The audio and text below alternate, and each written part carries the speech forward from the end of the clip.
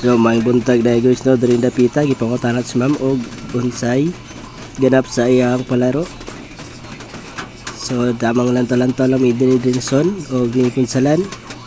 Kaya medyo init sa'yo pa kayo, init na kayo. Sakit na kayong init. So langgang tamang video-video lang tayo dito mga guys. So ato makita dahil diri mga guys, busy kaya to mga dancer. Oh, makita dyan nila, perting bisiha dyan nila picture-picture ng iban. Ang iban katindog. Hello guys, for this video, nami diri karon sa Pangi, kapalaro karon. Tapos perting initawa mo di atop. Anong wa sani kayo mo kay anong wa man di ulan. Ulan na Lord, mga 5 ka oras lang para mauman na ta. Ay muli na kay matulog. So dire makita na to hawan pa kayo kayong mga estudyante. Nasa Daplin Pano t-shirt, mapanaabot, amot, pero sa abot, so nagsimana pa guro.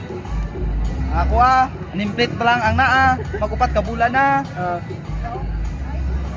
Kadagli ka rin ba? Pero po si kan ang duha. Nawala duha. So dire yung dapita. Kasugod nagsulod ang estudyante kay ga-announce na ang MC kay magsugod na ang program sa mga palaro.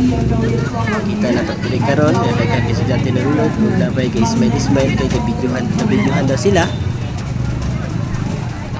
So diri dapita makita to si Ponsalan galuya na.